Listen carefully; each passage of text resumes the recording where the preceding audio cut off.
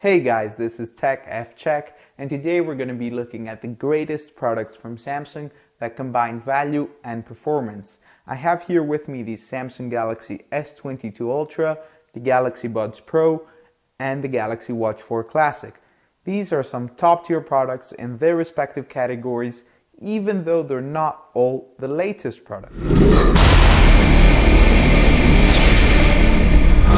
I have already made a video about the Galaxy S22 Ultra, which you can go check out, but I have yet to talk about the other two products.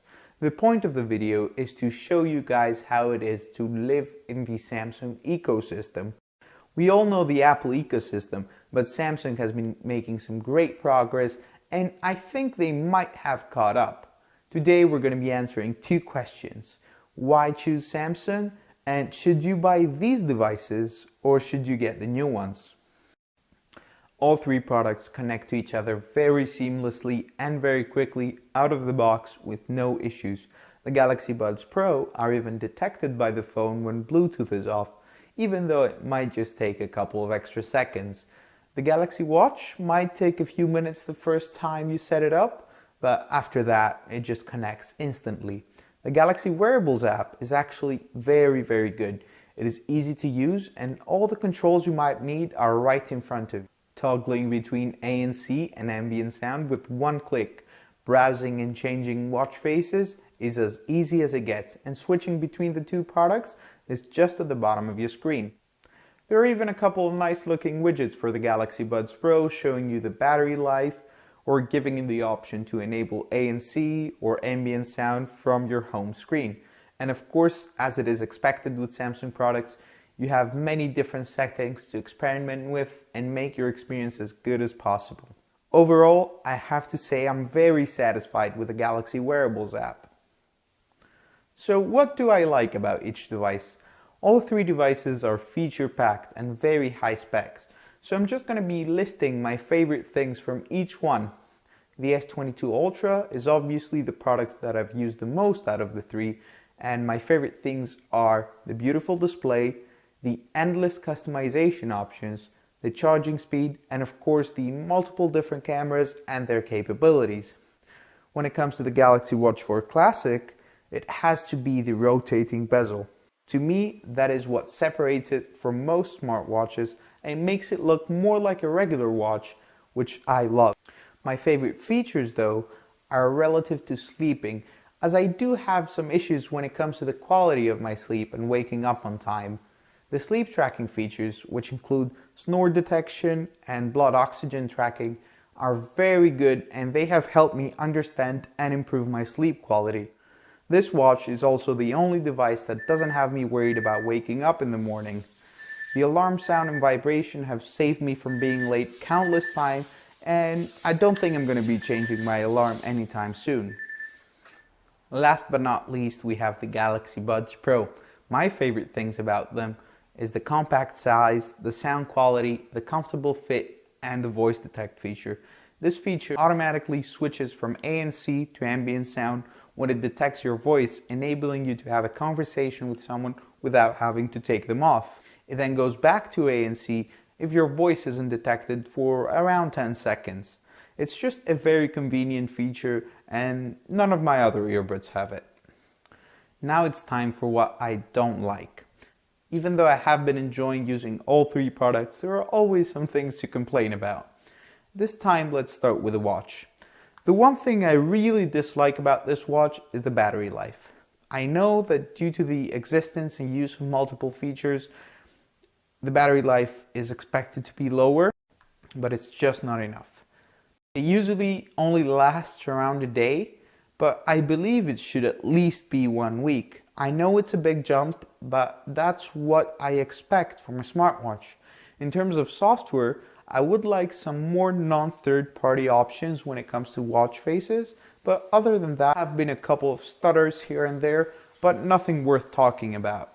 As for the phone, I will probably be making a separate in-depth video, but I'll just mention a few things now. First of all, I'm still sore about the charging brick not being included, and I hope this changes in the future, even though I don't think it will. That brings me to my next point, the battery life. Well, I'm not saying I'm disappointed or anything like that. I just feel like battery life on mobile devices is still not good enough. I hope companies start putting more effort in developing new battery technologies or more efficient chips, because it seems like the goal is for devices to last a day or two, but I think companies should be aiming much higher. My last complaint has to do with the vibration motor.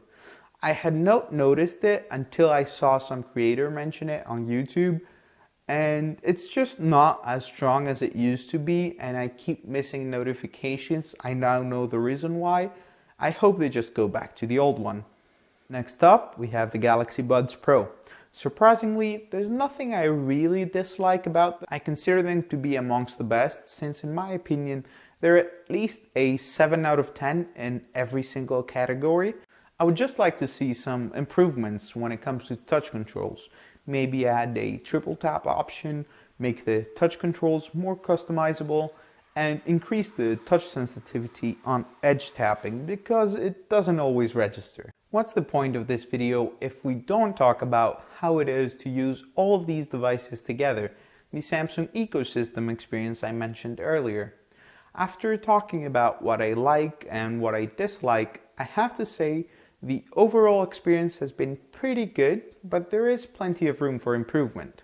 It's very convenient to have multiple options for simple tasks, such as paying with Google or Samsung Pay, meaning I can pay with both my phone and my watch. I can answer calls on my phone, on my watch, and on my earbuds. And it's also very important that, in my opinion, they all look and feel like premium products blending together well. SmartThings, the control center of the Samsung ecosystem. Is it any good?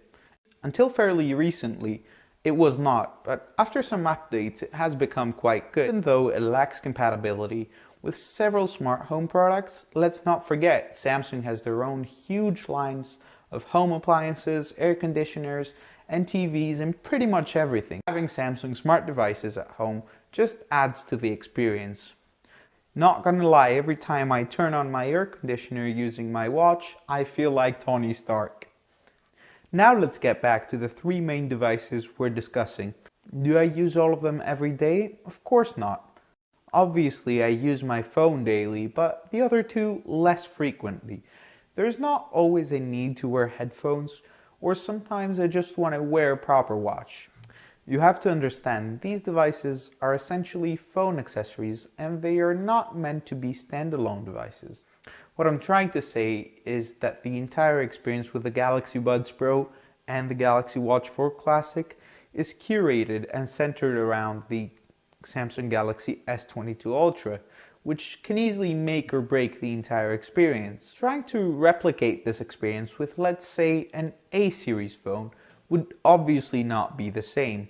And that's the reason I've taken the top tier phone, but not the top tier earbuds or the top tier watch.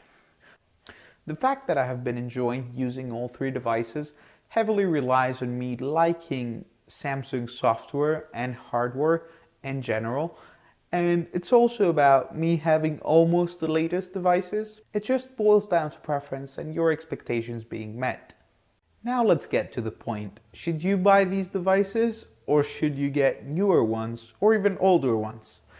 I might make a more detailed video about this, but for now, my suggestion is if you can find the Galaxy Watch 4 and the Galaxy Buds Pro with a nice discount, you should go for it. The main reason you might want to go for the Watch 5 Pro instead is the battery life. But if you're okay with charging your watch almost daily, stick to the Watch 4 series, as there is a hefty price difference. So that's it for the video, guys. Thanks for watching. I hope you enjoyed.